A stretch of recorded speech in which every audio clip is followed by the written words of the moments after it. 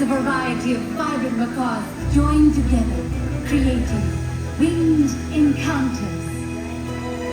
We encourage you to gather around our avian specialists at the base of the Tree of Life for a unique journey of discovery, one that you can't see anywhere else except in the wild. Welcome to Winged Encounters. Good morning, Discovery Island! You're all in the right place at the right time. We have our two feathered superstars flying around, and that's because the first Winged Encounter show of the day is just getting started. We'll only be out here for a few minutes. We'll definitely make out with your time, so come on and get closer. On the second space, a great places to be, especially if you want birds flying right over the top. My name is Corey, and I'm going to invite you of avian trainers and conservation up here. Taylor over here, Lizzie's over there, and on the crowd with all of you, that's Natalie. And we have our two feathered superstars over here. We have Tankeray and her best buddy Shepherd is hanging out in the tree up in the lemur exhibit.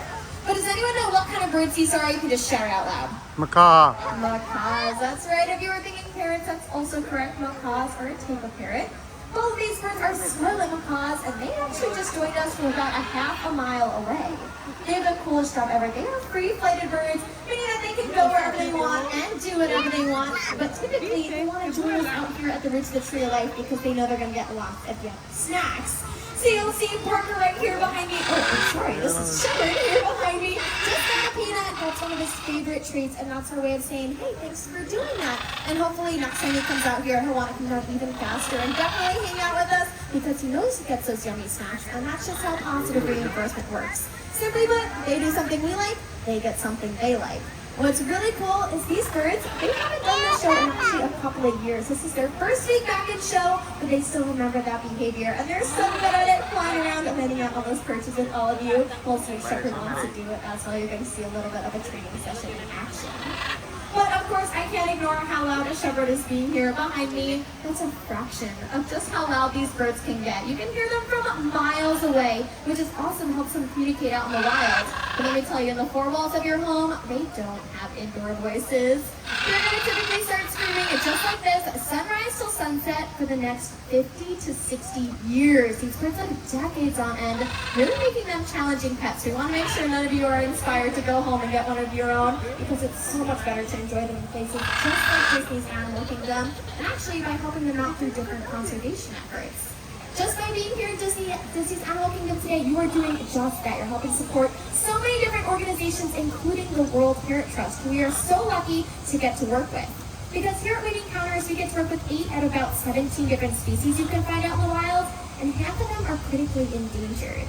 Just take the blue-throated macaw, for example, one of the rarest birds left out in the wild. There's fewer than 400 individuals left. But through the World Parrot Trust, we're able to breed those critically endangered birds and release them back out into the wild. The goal is that they'll meet up with that smaller native population and have some babies of their own to drive that number up. Because while it's pretty cool to see 2 macaws just like these, wouldn't it be pretty spectacular to see skies filled with macaws? It's definitely a sight worth protecting for generations, and it's one I want to see, and I'm sure you want to see as well, right? Well, it's one you can see here at Disney's Animal Kingdom, and all you're going to have to do is take a look to the sky.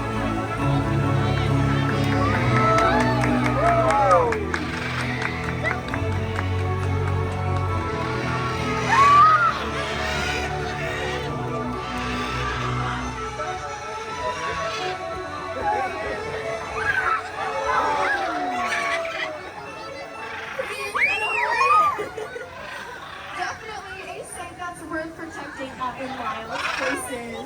We have so many birds joining us, but I definitely want to point out this little bluebird here in front of me. She's one of those blue-throated macaws I was just telling you about. We have birds flying all over the place though. We also are getting lots of yummy snacks. That's that positive reinforcement training at play. Our way of communicating with them, telling them, hey, great job, thanks for coming out here.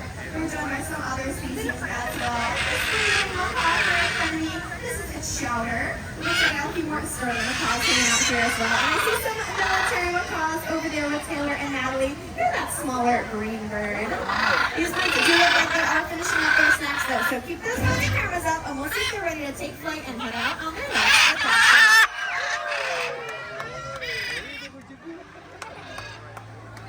There we go. Looks like most of them are out here.